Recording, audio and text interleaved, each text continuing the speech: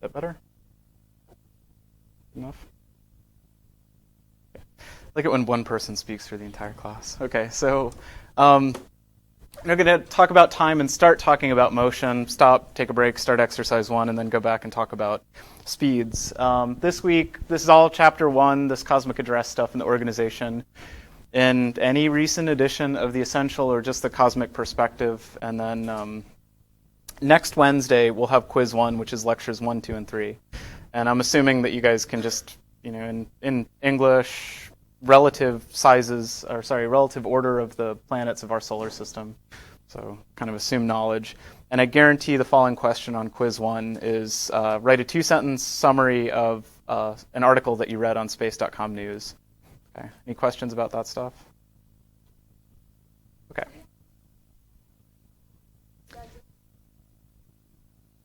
Like the specific 10 meters, 12 meters, or whatever. If you have a bit of intuition about it, like for instance, I have a grapefruit here and we're talking about the grapefruit model.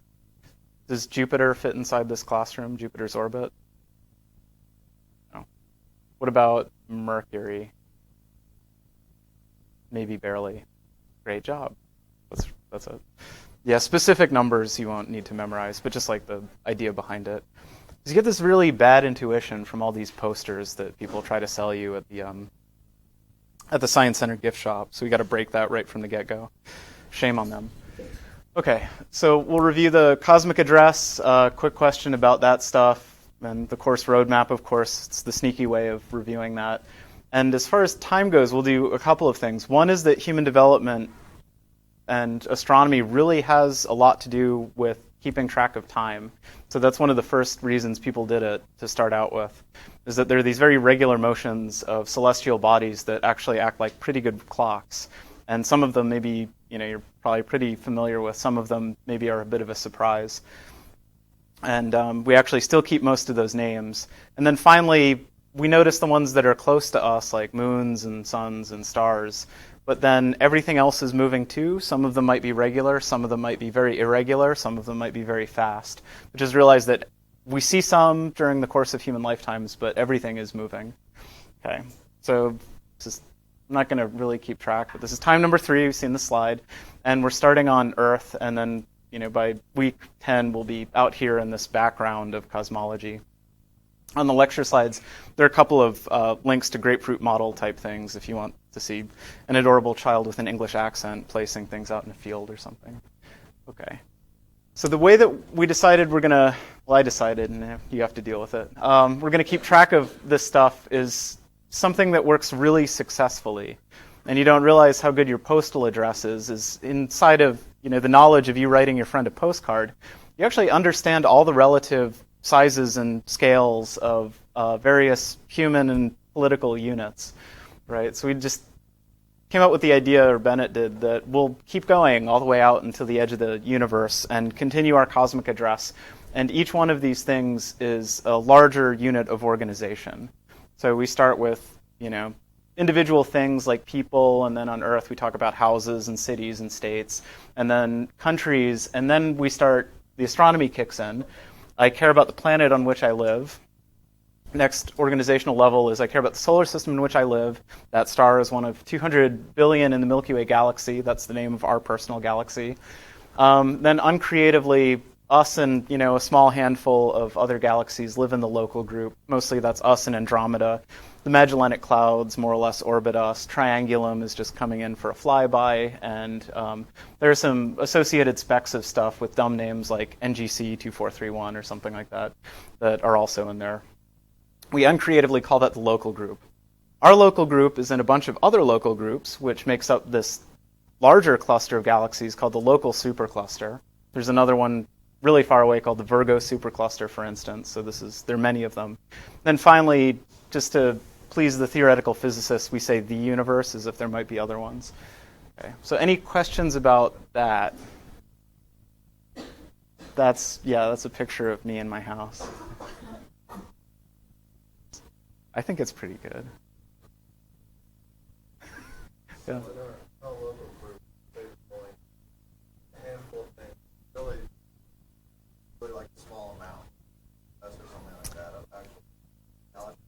Yeah, and then the number of identifiable things actually ticked up significantly at the end of the 20th century.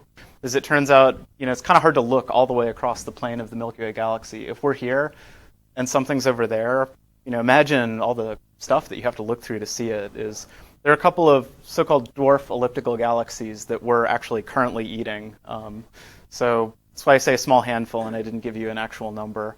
The big ones are us and Andromeda, so those are hundreds of billions of stars apiece. Triangulum is smaller, so that's just a large actually scores of billions. The Magellanic Clouds are a couple of billion apiece, and then there are some other larger ones. But then there are some shreds out there that we're really not quite sure of.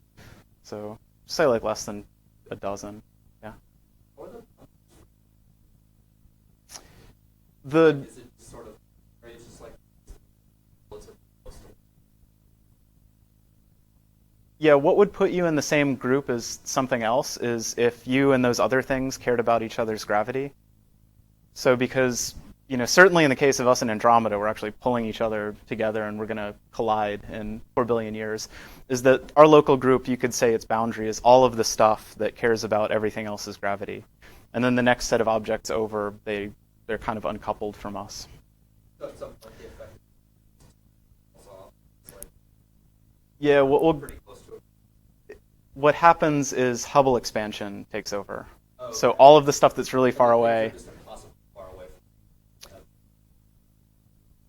it's, if you wanted a good physics definition to what makes a group versus a supercluster outside of the group is if you're in a group with something else, you care about their gravity. And if you're not in the same group as something else, you're probably expanding apart by Hubble expansion, which is something we'll get into the details of in, unfortunately, a couple of months. But yeah. Mm-hmm. Other questions? Supercluster aren't good? No, that's just like kind of a circumstance of a lot of density. They may have in the past, and there may have been a filament of dark matter or something like that. But everybody in the local group, we all primarily are influencing each other by our own gravity, whereas something at the far end of our local supercluster, not so much. Just so happens there are a bunch of groups within an area. So this one's actually, I think of all of these, this is the least natural unit of organization, and you could, I think in principle, have some people who disagree on who's in a supercluster with whom. Yeah. Massive are in the center.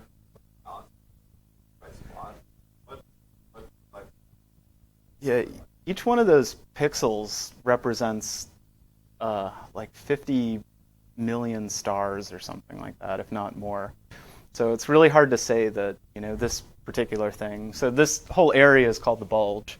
And the bulge is populated by a lot of stars and not a lot of dust and gas and not a lot of young stars, which are more likely to be blue. So it has this particular shading effect. This is a bunch of kind of yellower and redder stars, and they all swirl around each other in a less regular motion. So it gives the appearance of this giant star. In fact, the thing sitting in the middle of our Milky Way Galaxy is a supermassive black hole, which doesn't show up on this for various reasons. Good.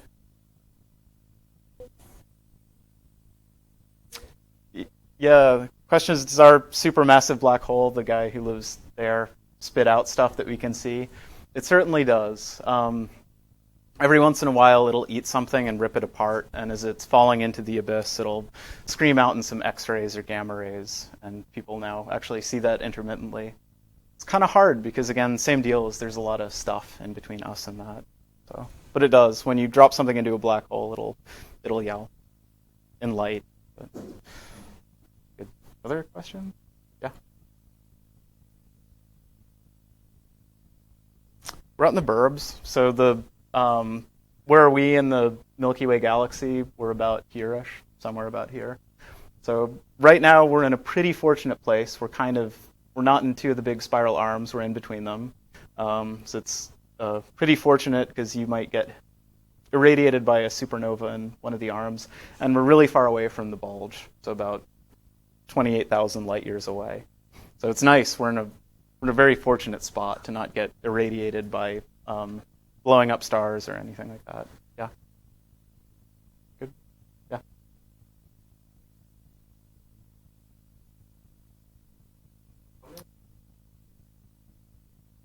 In the local group, there are two galaxies that are comparably sized to the Milky Way, us and Andromeda. There's one that's smaller, Triangulum, and then there are some like little kind of shreds of galaxies. And little still means billions of stars, but comparably little. So our local group is two Milky Way-sized galaxies-ish, and some other things. But that might not be generic, actually. So in other groups, actually, if you were to pick a random group of galaxies out of the cosmos, they would more tend to be featureless, elliptical, orange and red galaxies, actually. Okay, good. So let's see how everybody's doing this cosmic address thing. And there's a probe. I mean, it's destroyed now, but for a few hours, I think, 90 minutes. I don't remember exactly how long. This thing hit one of Saturn's moons, and it transmitted back some data before the harsh environment of Saturn's moon Titan got to it. So this is a probe about this big, and it discovered that there were, liquid methane oceans and this very bizarre atmosphere, and then this thing that looks like sand is actually frozen hydrocarbons, like frozen oil. And you would like to congratulate it, right? So probe Huygens. So can you write down its entire cosmic address? And I don't think that's enough, so then I'll ask, what's the correct unit of distance or size to associate with all of those things? And so this is probably it. And to be really specific, it happened to, I think this is an ironic name, but it landed in what people later called the Xanadu region of Titan. So it's pretty flat, so it wouldn't crash into a mountain or something. Mountains themselves are made out of water that's frozen so solid that it may as well be rock. I mean, it's never going to melt on Titan. So total cosmic address and then the relative sizes. And then if you can do that, you're in great shape with all of this stuff. You guys, like 30 seconds or so.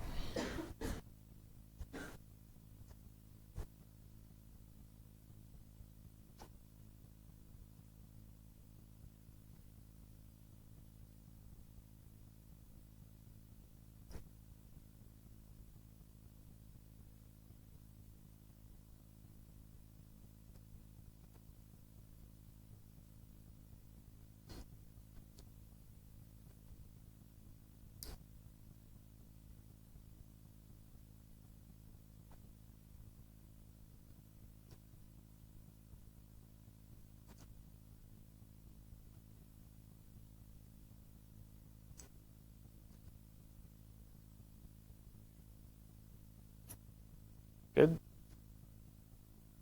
Just as a, whoops, I think we did this backwards. So probe itself, Xanadu region happens to be the area in which it landed. Titan orbits Saturn. We want to get really technical about it. Solar system, Milky Way. So all this stuff it shares with Earth. So it's also in, Saturn's also in the solar system, also in the Milky Way Galaxy, also local group, also local supercluster. And then just to be somewhat ridiculous, say the universe, as if there might be others. And then what are the relative sizes of these things? The rule of thumb is sizes of compact objects with one or two really kind of exotic exceptions. We can get away with kilometers. Even the sun is millions of kilometers across, but millions not like a crazy number for us. We really give up once we get to distances in between elements of the solar system. So if you put the entire solar system in a box, that box would have to be astronomical units across to describe it conveniently. And then after that, once we start talking about interstellar distances, it's just light years for the rest of the size of the universe. And why we did that, and it's to some degree arbitrary, but 1 light year would be about 100,000 AU, a little bit more. And then 10 to the 13th, so 10 trillion kilometers. So you really just don't want to be describing intergalactic distances with kilometers, which is be incredibly annoying. Yeah.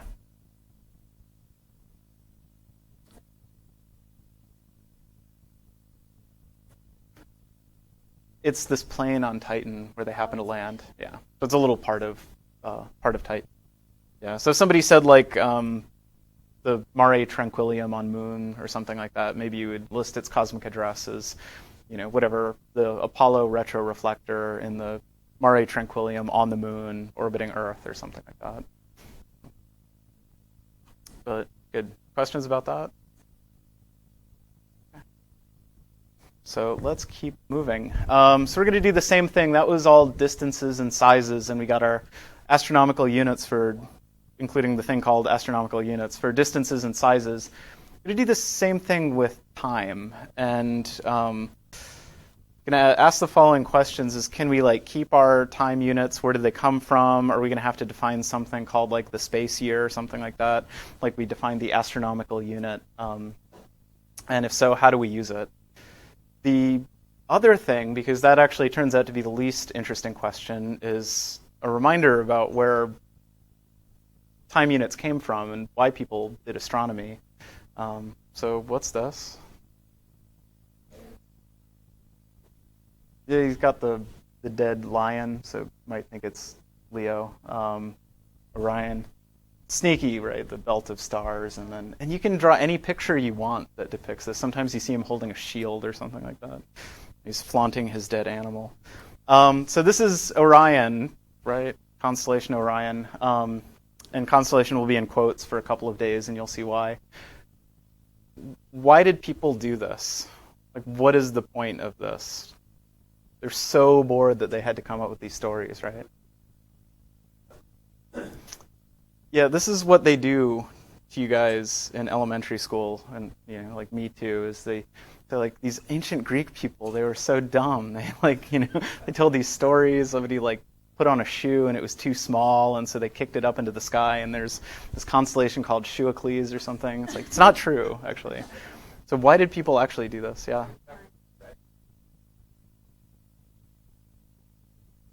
But yeah. They would this certain part. Yeah. Yeah, give them some credit, right? Yeah. Yeah.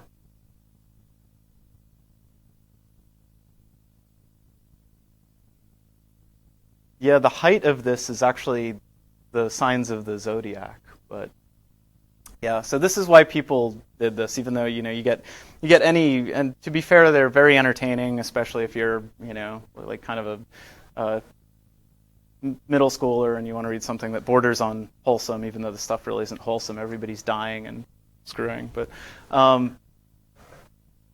this is why this happened. So constellations, and for a couple of days they'll be in quotation marks. We'll have a formal definition for what a constellation actually is in astronomy as per 1920 or so.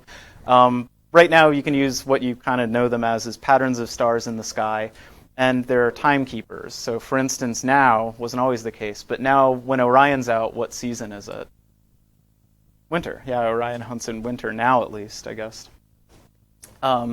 And it's a pretty distinctive thing. I mean, you can see this pattern of stars and see that it's winter. And now you can actually keep track of some pretty, long period, but useful human timescales with this. Let's say you go outside and it's 5 a.m. in June. You're either got up or stay up.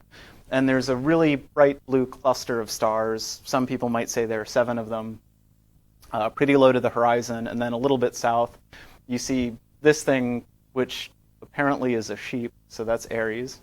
Okay, and then you come back a month later, 5 a.m. still, and then Orion's out, very noticeable, and then this thing, which apparently is a bull, so that's Taurus. So that's a month later, right? So you notice this, you're looking at the same spot in the sky, and what do you really have? You have kind of a crude monthly calendar, right? So especially if you live in temperate regions towards the equator, when the other way of telling what season it is, which is just how cold is it, doesn't really function for you. Okay. So 1 month later, if you really get into the lore of Orion, do you know who the Pleiades are and what their relationship to him was? None as far as they wanted, but. So the story of Orion includes the fact that at some point he was simultaneously pursuing 7 sisters. I don't think this is the smartest idea ever, but there they are. And what this tells you is, you see the Pleiades, what's going to happen next, or so the story goes, is then Orion's going to come out after them. And then Orion has a faithful dog called Canis Major. So after Orion's up, about a month later, you see Canis Major, the constellation in the sky. And anybody know how Orion died? Yeah. What about Apollo? He's hanging out with Artemis. That's another hunter, yeah. So there's another hunter which he seems to have led a pretty... Yeah, I forget his name, but there was another hunter who actually had the misfortune of seeing Artemis bathing or something like that, not Orion. He was actually killed by a scorpion, right? Mighty hunter. So when Orion is setting and is about to leave the sky, what constellation is coming up, do you suppose? Scorpio, right? So that's the story, and give these people some credit. And the height of this, of course, is what are Taurus and Aries?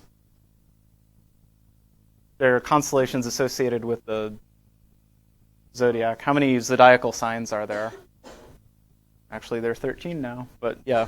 So just because the astronomers like trolling the astrologers, but yeah. So there are 12, and it's almost like a monthly calendar, right? So there's Aries, and then Taurus, and then Pisces, I guess, comes next, and so on. So there are 12 of them. So it's like a timekeeping device.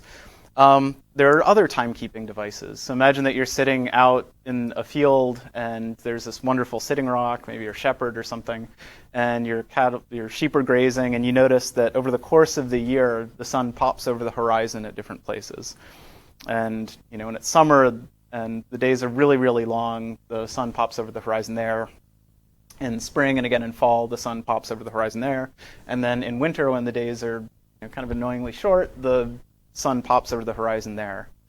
So this is also a way that you could tell what season it was, even if it just happened to be a particularly warm winter day, so you wouldn't confuse the weather with the date. And maybe I want to sit on my favorite sitting rock and start pounding some stakes into the ground, here and here and here. What is it that I'm kind of creating, this very lame version of what? So if you have just one stake and one stake only, you can use it as a sundial, and as this thing comes over during the course of the day, the shadow will change. But if I have a whole bunch of stakes that mark out where this and this and this are, and I'm just looking at dawn, for instance, this is not quite a sundial, even though you could definitely use them as a sundial. It's kind of like a poor man's version of what English geological site, actually. Stonehenge, yeah. Which is actually very sophisticated, but you could do this. So when society falls apart, you can go back and keep track of the year by get a big rock so nobody's going to move it and mess with you, and then pound some stakes into the ground where the sun comes up and comes down. So we could do that too, and people notice that. There are other ways of doing it. So there's this. Does anybody know what this thing is? It's really neat because somebody might know, but I don't know if this is just a natural formation that they augmented or somebody actually created this, which would be a fairly incredible amount of work.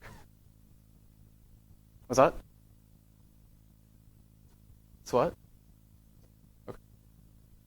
So this thing is called the Anasazi Sun Dagger, and either just kind of amazing luck, or maybe it was engineered this way, that the winter and the summer and the equinox sun actually show up, and they cast particular beams of light on what's been carved in the back, right? So this is actually a pretty specific type of calendar where it tells you if it's spring equinox or fall equinox or summer solstice or winter solstice.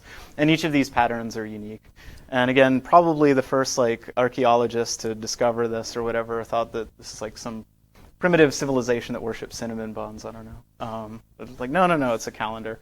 And it's a calendar based on the regular motion of the sun, right? So if the sun was doing something totally chaotic and arbitrary, you could not do this. And then, of course, the height of all of this is Stonehenge. Same thing. People at first probably thought it was a place where you go to sacrifice virgins or something. It might actually be true. But in addition to that, it's a really, really carefully constructed, elaborate, both solar and lunar calendar. So there are stones that correspond to sunrise and sunset and winter and summer and solstice.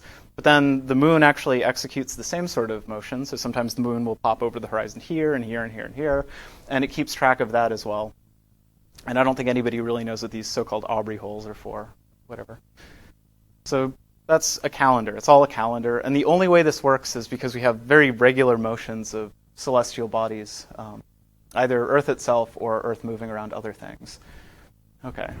So that's kind of a sort of a reminder, and why people actually started this whole business of astronomy in the first place, is the better you understand the astronomy, the more likely you are to plant crops at the right time, whatever.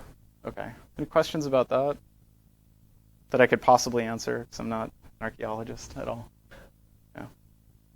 Okay, so what are our units of time, especially the longer ones? Can we associate them with these motions? And the important question moving forward is, can we do all of our astronomy while keeping them, or do we have to come up with some sort of cosmic year or something like that? You will, but it's just for fun. So what are the long periods of time we use to describe time intervals? So I'm not talking about seconds or minutes, because those are just subdivisions of other things. Centuries, yeah. Century is 100 years. So years are a good one. And then millennia, yes. Thousands of years. About smaller than a year. Weeks, months, good. And then finally, the whole organizational scheme of classes is based around the day. Okay. And you can basically make everything out of, even base 10 multiples of those things, with the exceptions of years, months, weeks, and days seem to be kind of like standalone. And weeks are actually arbitrary. There are cultures that have 4-day weeks. I think that would be awesome, but I know. So there's the day, and the day is fundamentally astronomically derived. The day really is, hopefully everybody's okay with this. The Earth rotates once on its axis, so the Earth is spinning around. And one full spin, so imagine that the sun's over here or something like that. So we're pointed right at the sun, that's noon. One full day later, we're pointed at the sun again, that's noon again. And something that becomes really important really quickly is that if the sun is over here, we're actually not pointed straight at it, we're tilted away. Anybody know the angle of tilt off the top of their brain? 23.5, yeah. Wasn't always that, so it actually changes over thousands of years. But yeah, right now, and for all of our lives, it'll be 23.5, unless we're hit by an asteroid or something. So spin around once, 24 hours, that's a day. Right? Any questions about days? Okay, because then I can ask some questions like this and see how much you all really, really understand the day. Where is the camera pointed in this picture, and how long is the exposure? So my claim is you totally can figure this out, and you could have before you walked into this class, as long as you just remember what the day is. Let me get the lights for a sec so you can see this. So any guesses about where the camera is pointing?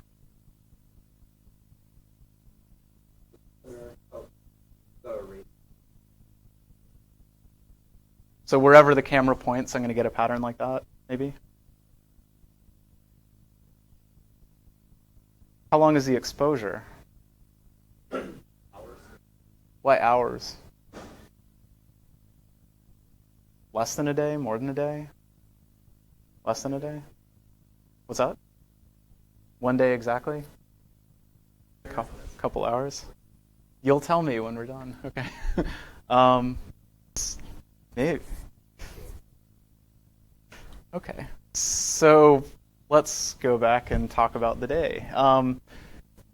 So what I'm going to do is, and this model works pretty well for a while, is let's just pretend all the stars are painted like wallpaper or something like that on some big sphere that's really far away.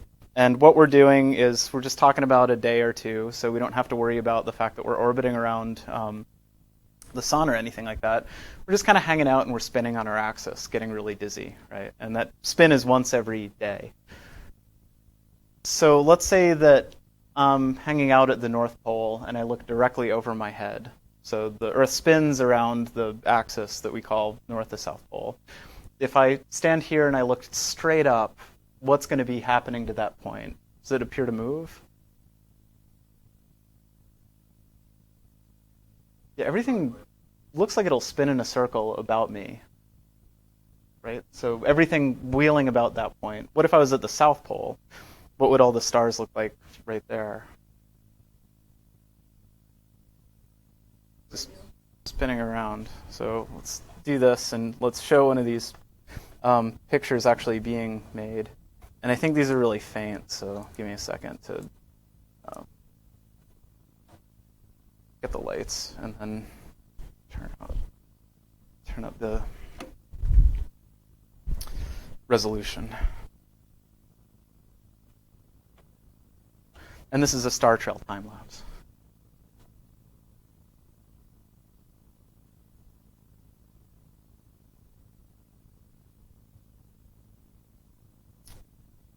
So see how everything seems to like wheel about, and it's wheeling about one kind of magical point. In fact, it's like right here. And this point seems to stay still. Yeah, that's Polaris. That's the North Star. And what makes the North Star special? Both of those things. So one is that it appears stationary, if you can see it, which means you're in the northern hemisphere. And the second thing is that in order for it to appear stationary, where must it be located as the Earth is spinning around madly on its axis once every 24 hours? Yeah, so you have to be standing at the North Pole and shining a laser pointer like up directly from your head to be pointing at Polaris. Okay. And there's not a similar star just by quirk of luck and time. We actually have one of these in the northern hemisphere. There's no southern version of Polaris, like a really bright star just at the southern celestial pole, but oh well, so be it. Okay. So now that this is about half a night. So now we can go back and ask the same question. Where is the camera pointing, and how long is the exposure on this photo? So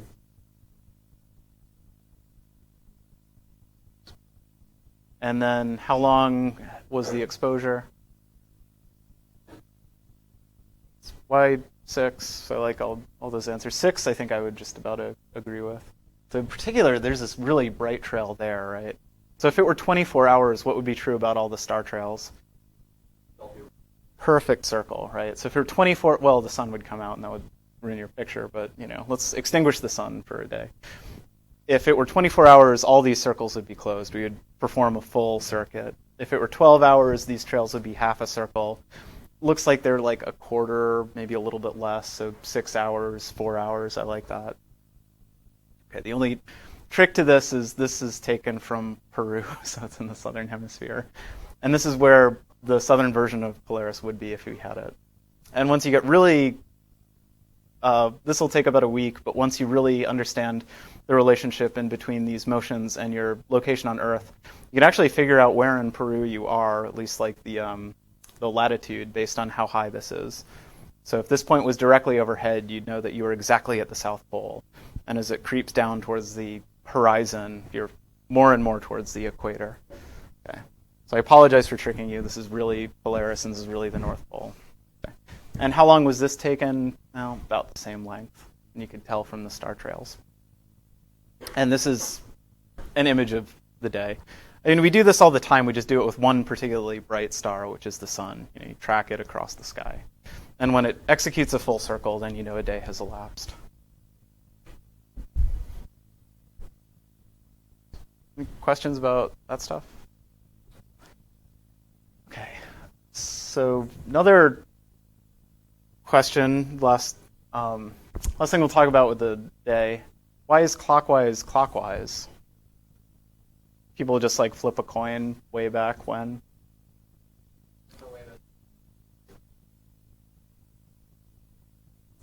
Could be. We could go back and look.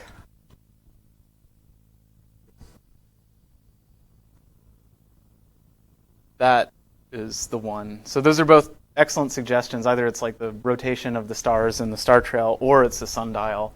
And we, because in the age of mechanical clocks, you could have had the hands going backwards. It'd actually be kind of cool. So this is, actually, these are going counterclockwise. So this didn't give us our sense of what clockwise was. It's the other way of doing daily motion, which is the shadow of a stick jammed into the ground. So people are mostly sleeping when this is happening, right? So the other motion of the other really bright star actually gave us our term for clockwise. And this. Again, in the age of like mechanical clocks, there's no need to do this at all, right? So there's a time lapse of a sundial, and as the sun is going this way, the shadow is going the other way. So this, we forget, but I think that's the shadow of a tree or something like that. So I'm not going to tell you guys, but feel free to mess with your own head and ask if the preponderance of humans and mechanized cultures happen to, because there's more land in the northern hemisphere, developed in the northern hemisphere. If that weren't true and there was a lot more landmass in the southern hemisphere and southern hemisphere people made their sundials and their mechanical clocks, would clockwise be the same way or the other way? Try it. Got to draw some pictures. It's a good question, right? Okay. So the month is the next unit of description we came up with for time, and it's weird because it's not like exactly a perfect multiple. Like we have these funny months that are one's 28 days and one's 31 days. So it doesn't quite jive with days, and it's not just like a pure multiple of days. What it is one orbit of the moon around the Earth, and that takes just over 28 days. How do you use that in the pre-technological era? How do you use that motion to keep time? This is actually real pictures of the moon orbiting the Earth taken from a satellite that eventually smashed into the moon on purpose. But yeah, it's that has to do with the aperture on the camera it was using. So if you open the lens and you expose more and more and more, you get this hazy redder light. So you can't do this. You can't stand there. Well, we can now, but we couldn't in the past. You can't stand there and watch the moon go around the Earth. So what's the thing that lets us keep lunar time? Phases, right? So from full moon to full moon are phases. And I'm going to say very little about that because that's going to be exercise 3, phases of the moon, and then things like Venus and exoplanets. But what a full moon is this kind of configuration. These are, as we now know, these are absolutely shockingly not to scale, right? So why isn't the moon an eclipse? It's because, in particular, people aren't this big. But so now you know without me saying these are not to scale. So the sunlight comes and bounces off the full moon like a mirror, and we happen to see all of that phase of the moon, that part of the moon that's lit up. And then as it goes halfway around its orbit, then we don't see any of the lit up part. That's a new moon. Goes back around its orbit. We see the full moon again. So full moon to full moon is a month.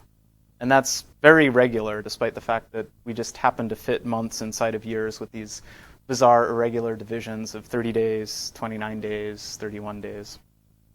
But that's a fundamental thing. And if you wanted to keep track, you would look at these phases. Right? So this is a full lunar month. And we just happen to split them up into quarters. Again, there are other cultures who didn't do that. Good. So we'll leave that. What's the year? Yeah, so one full orbit around the sun. So that's really what's going on. How do we keep track of a year? There are a couple of options, and they lead you into this weird place if you believe in astrology, actually. So how do you know that we've taken, because you can't leave breadcrumbs behind you. The breadcrumbs would just orbit with us. So how do we know, this, if I were to stick a pin in space and time, which would be hard, here, and I wait until we come back to this point in orbit, it would be December again. But how do we actually know? Because I can't do that. So you get farther and closer away, which is true. It's a very subtle effect. We can do it now, but ancient people would have trouble finding the actual distance from us to the sun as we move in our slightly elliptical orbit. Yeah. Stars to stars, right? That whole Orion thing. So you just do it a little bit more carefully than we did before, as we really pay attention to where Orion is on a particular day. The height of doing that is the Great Pyramid, actually. The Egyptian pyramids have these portals that let you look exactly where certain stars are. So they're actually fantastic timekeeping devices. Yeah. The length of the day and the position of the sun. So in fact, we have 2 ways of doing this. So we can either have a star calendar, which is called a sidereal calendar, so it's just the term for of the stars, or we can have a seasonal calendar. So do you think they'll agree? And do you prefer one over the other, seasonal calendar versus sidereal calendar? I don't see any reason why they wouldn't be. So this is that, but in pictures. So yeah, the seasonal calendar is because of that 23.5-degree orbit. In summer, at least in the northern hemisphere, that's when our tilt of the orbit, we're tilted right towards the sun. So you get these long days filled with sunshine. That's the reason why. So this would be summer solstice in the northern hemisphere. And then 6 months later, we're tilted all the way back as far away from the sun as we can because of that 23.5-degree tilt from the plane in which we orbit. So that would be winter solstice. And then when we're kind of tilted sideways to the orbit, that would be the equinoxes. So just checking the weather isn't really precise enough, so we could do something like this. We could pound those stakes into the ground and say the lowest the sun is in the sky, then that's winter, and the highest the sun is in the sky where it pops out here, that's summer, and then we got a pair of equinoxes, and we can subdivide it as much as we want. And we could do it that way. So that's the seasonal calendar. People happy with that? Yeah. Society collapses, you can totally do this. Okay, the other way is this. We turn this into a calendar. And Orion and Taurus and Aries and stuff like that aside, these are nice rules of thumb, but you can actually get pretty precise about this. So you can make monuments that track the actual positions of these things and exactly when they pop out of the horizon and stuff like that. And you can have a fairly precise sidereal calendar, which now we're talking about.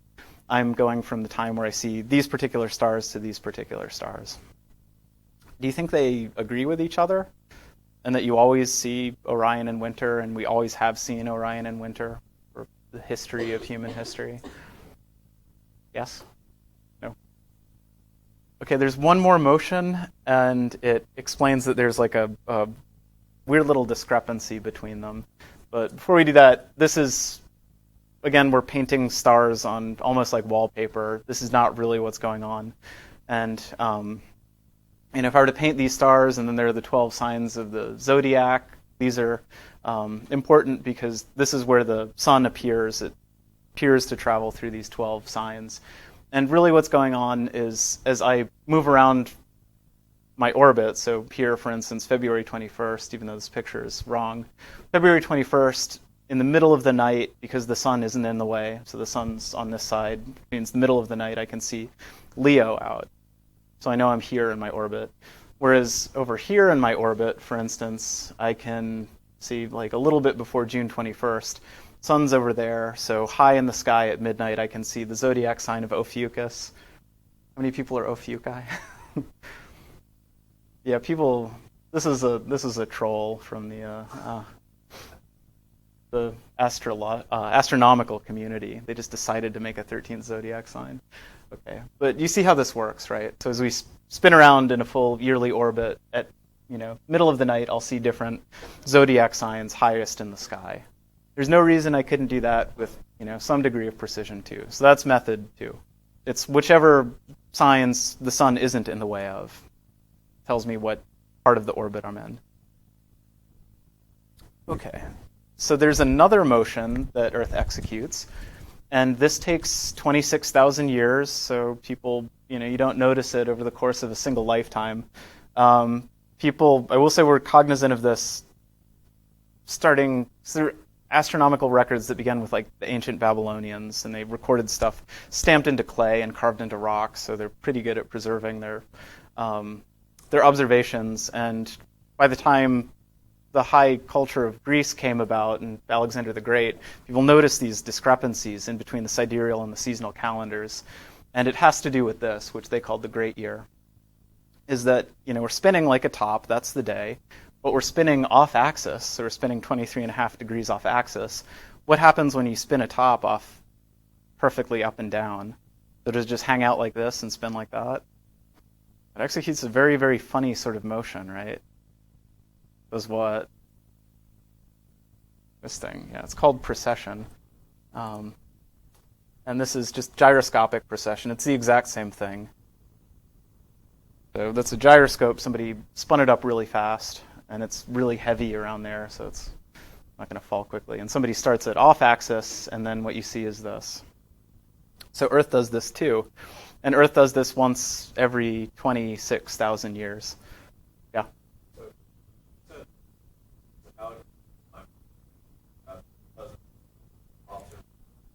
People actually knew about the Great Year in antiquity, actually, because of more antiquity. You don't realize how long antiquity is. So there, as far as I know, there are observations of like Babylonian astronomers that go back to 4000 BC and farther.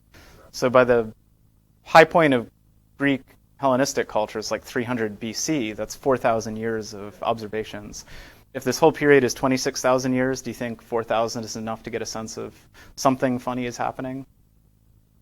Yeah. They didn't know that. Oh man, we'll get there. They were so much smarter than people or at least more open-minded than people in the Dark Ages. So there are people in 300 BC who knew stuff about, for instance, that stars needed to be at least, they didn't call it the light year, but a light year away. They knew that Earth traveled around the sun. They had some rough estimate about how big the relative sizes were. There was an estimate of the radius of the Earth that was good to like 7%, all in 300 BC. They were good, right? They weren't like burdened by this dogma of the Middle Ages where like 1 or 2 books is everything you needed to know and we'll burn you at the stake if you disagree.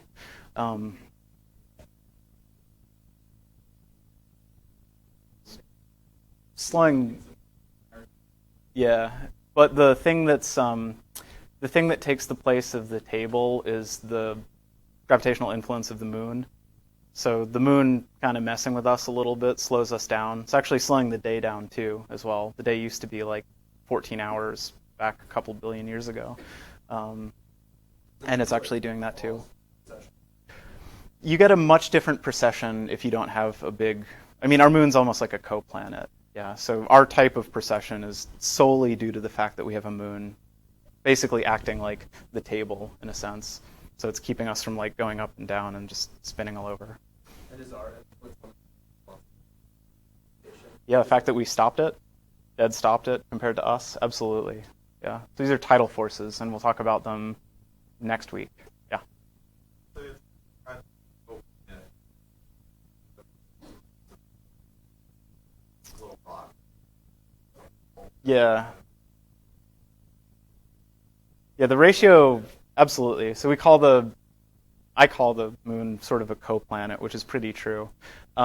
Because physically speaking, our gravities are almost comparable. And again, if you look at like Io, one of the moons of Jupiter, and Jupiter, the ratio of their masses is like 10,000 or something. It's kind of absurd. Whereas for us, it's like 100 or so. So there's no way that Io is putting some really significant effect on Jupiter in terms of it's not going to stop Jupiter, certainly. Right. But, yeah. Yeah, that also fluctuates. So there's another type of motion, which called nutation, and this angle is called the angle of obliquity. You don't have to know any of this stuff. But it doesn't stay constant. What we do is we actually kind of like wobble back and forth and bounce like that. And that actually takes about, longer than that, but sort of comparable. That actually takes about 41,000 years. And there was a theory that came out in the 19th century where somebody put all of this stuff together and said, well, I've got precession that goes at 26,000 years. I've got obliquity that changes every 41,000 years. The eccentricity changes every 100,000 years. I would predict that they would all conspire to tilt us away from the sun as much as possible once every million years, and therefore we should get ice ages with a periodicity of once every so-and-so years. And it's a pretty successful theory. So we have these periodic ice ages, and they could be associated with like all of the motions of the planet, just kind of like they all agree to make us as cold as possible. So we stretch out the eccentricity and we lean towards or far away, and then we have our nutation leaning all the way down. So Only for one hemisphere, right? The other one very. Because every 6 months it changes. Oh, okay. So, yeah, it's a subtle thing, and it's if you honestly, like I know people who work in climate science, and I'm not entirely sure they understand Milankovitch cycles based on them trying to explain it to me. It has to do with like how much of your radius you're pointed towards the sun. And if you put a pole towards the sun gets a chance to melt the polar ice caps. If you kind of have a low obliquity and you're on average farther away from the planet, you can grow an ice cap, and then once you grow an ice caps are reflective, and then it wins and it makes an ice age. So that's my understanding of Milankovitch cycles. Yeah, good. Other questions? You can look it up. I'm sure there's at least one video somewhere online that explains this. Okay. So back to why none of you are the zodiac sign that you think you are. So we precess, and the precession takes 26,000 years, which means that when I get lazy and I don't sync up my seasonal calendar with my sidereal calendar, because it's, these things really mean, if somebody says, like, I'm an Aquarius, what they mean is the sun was in the constellation or in front of the constellation Aquarius. It's actually kind of hard to tell, right? When the sun's located in the constellation of Aquarius, you can't see those stars, so you're kind of taking it on faith. Or you have to look at what's behind you and do some calculating, which apparently is a little bit too hard. So these things go out of sync, and they go out of sync because what happens is, let me actually skip back to here. It's the better picture, is that let's just drop a pin at point B. Right now, what season is it in the northern hemisphere? At this location in orbit? Summer. In 13,000 years, when we're at point B, is that going to be summer or winter because of this precession? It's going to be winter. So every 13,000 years, at the same spot in orbit, summer turns into winter. And every 2,000 years, that's about once every 12th of the full trip around the precession, the great orbit. So every 2,000 years, basically, like, you lose a zodiac sign as far as keeping track. And over the last 2,000 years, people forgot to keep track of this. So if anybody, I was actually excited to find this out. So this is actually wrong. And your horoscope says that you're an Aries if you were born on April 21st. Well, that was correct 2,000 years ago, but the precession has put those a little bit out of sync. So I, for instance, was on the Aries-Taurus cusp, and now I'm a Pisces. I was really excited to learn that I wasn't a jackass. But so yeah, you can actually look it up with software, and we'll do it later. Is all of this stuff is a little bit off because of the precession. So if you've heard that before, this is why. You guys heard that before at some point? I remember this big thing about it, about the zodiacal signs being wrong, and people were like up in arms. It's like, yeah. Okay. So precession will show up once or twice, but it's just too much longer than human timescale. So we didn't define any basic precessional thing.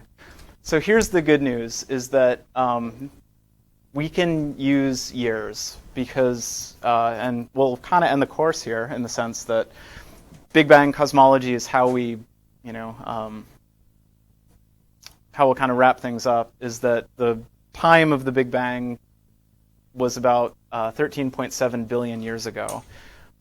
And that's enough. So we don't have to talk about time measurements that are longer than 13 billion or so, 14 billion. And we're not going to define any new things. Like, we gave up on kilometers and we defined astronomical units. We can keep years, so we'll just keep years. So that's the good news.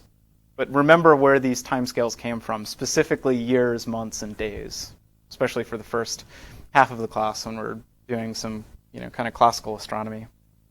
Had any questions about that stuff?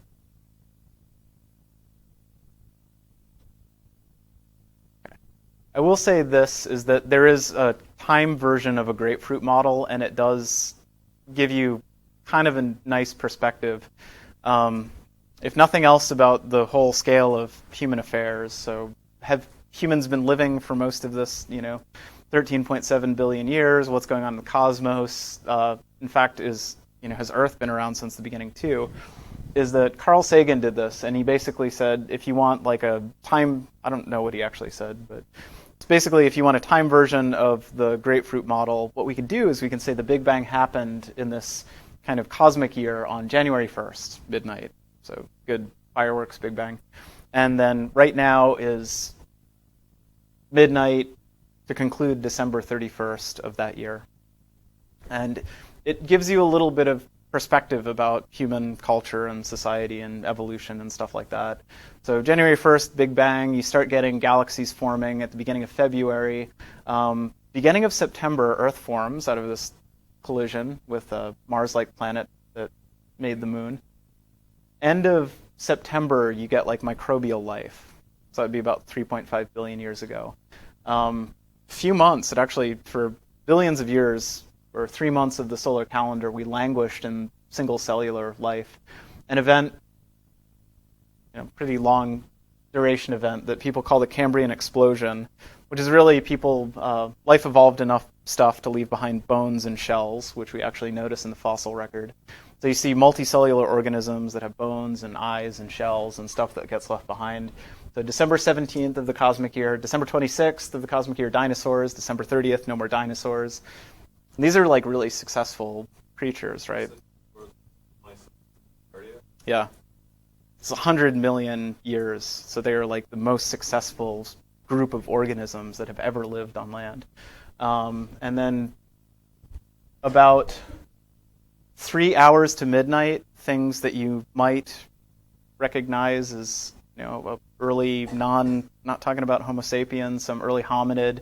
2 minutes to midnight, something that shares enough of your DNA to be called a human, early human.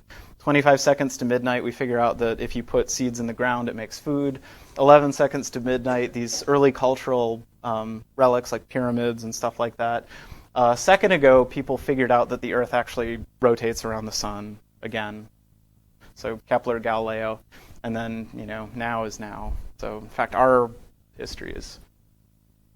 And we'll get into it when we talk a little bit about exobiology, but you should think about the consequences for the United Federation of Planets and how realistic that is, where you have all of these species, and it's okay, some of them have photon torpedoes and we have laser blasters, but we're basically the same thing. How likely is that?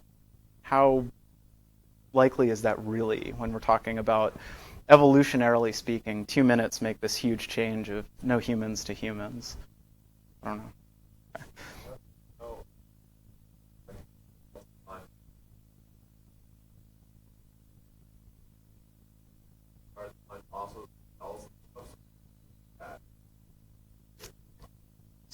So how do the dates come from on the cosmic year before geology? Yeah. So it's good because I don't want to answer the geology question. That's hard, right? It's like radiometric dating. This is actually really awesome, is how do we know any of the dates from before this stuff? Because we can't go around and find rocks. And a rock says, congratulations, you found out that there was a supernova, 10 billion years ago or something. The trick is that the finite speed of light actually turns out to be your best friend when you're investigating the history of the universe. And if I look at a galaxy that's 5 billion light years away, what am I actually doing in time? Because I'm looking 5 billion years in the past. So in fact, the version of the fossil record for astronomy is just you look at things that are really far away and you're looking at the history of cosmos just written on the back of your telescope. And the farther away you look, the farther back in time you look. It's actually really, really convenient that light travels so slowly for astronomers at least. So it's really nice. The speed of light gets you to you can talk to somebody in Beijing instantaneously, and you can see this stuff. Any other questions? Okay, so we'll pick up with this after the exercise, but every one of these levels of the cosmic address is also moving. We just happen to talk about this spinning, and then the Earth, moon orbiting us, and then us orbiting the sun, and certainly the other planets orbit too, and we'll talk about that. But what do you think's going on in the Milky Way Galaxy? Any guesses about what our entire solar system is doing? Spinning around like that, or orbiting? Yeah. So absolutely. So we're orbiting the center of the Milky Way Galaxy, us and the other 200 billion stars. Aren't stable, or They're like traffic jams. So the arms are actually, it took a long time for people to figure this out, is that if you're in a traffic jam, you're not always in the traffic jam. You hit the back of it, and then you fight your way through, and then you get free. But then the traffic jam stays. So the stars participating in the spiral arms are constantly changing, but the spiral arms themselves kind of remain as stable structures. But everything's spinning. So, artists. Absolutely. So yeah, how did this picture of the Milky Way come about? Is somebody at Pearson Educational Publishing went and said, I need a depiction as close as you can get to what we think the Milky Way is. The question that underlies that is that how on earth do we know that this is what our Milky Way looks like? Because you're absolutely right. We're not going to leave the Milky Way, turn around, and take a picture. But you got to wait for a couple of weeks before we do that.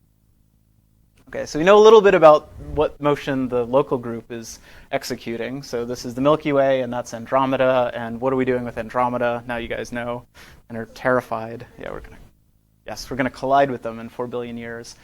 And this is where things get interesting, is what is the entire background of this doing? So all of the galaxies. So says, yeah, Hubble says expanding, and then circa 1999, they're accelerating too. So all of this stuff, and we'll put some numbers on it, but just to cherry pick a couple. These are faster than you think too, but we're going about 800,000 kilometers per hour around the center of the Milky Way Galaxy. All of these are kind of random, hundreds of thousands of kilometers every hour. And then the overall expansion of the universe can, in some cases, be faster than the speed of light. It's kind of a head scratcher until you realize what sort of expansion that actually is. And we'll pick up with that after the exercise. So just throw this out here. All right, so as always, key terms, and I forgot I included this. So week is apparently, it's like totally random, just picked a 7-day week, because I guess maybe it sort of divides the 28-day-ish month. That having been said, there is astronomy in the week names, or at least for people from European cultures. So Sunday and Monday, Moon Day, and stuff like that. And the rest come from like these Teutonic names. But it's not a fundamental motion of the sky. We meaning me, the people who have mostly European heritage, we tend to like the star calendars, and everybody likes the sun, but we tend to like the star calendars. People and cultures from more equatorial regions tend to prefer lunar calendars, and you can see this reflected in all of these flags. So here I see suns and stars, suns and stars, suns and stars, suns and stars. And then along the equator, I tend to see more moons, right? Why is it that a lunar calendar is a little bit more effective in the equator as opposed to like a sun-solar calendar, like hammering those sticks into the side like Stonehenge? Yeah, the seasonal variations are much less here. So you actually notice like a much more, it's much less of an effect, the sun coming up for summer and down for winter. In fact, the absurd end of that is, if you want to use a solar calendar in Antarctica, it works really well because you don't see the sun for 6 months, right? So it's really obvious when winter is. So lunar calendars tend to be a little bit more workable, and cultures reflect that from equatorial regions. So, anyway, just thought I'd throw that in there. Okay. So any questions about that stuff?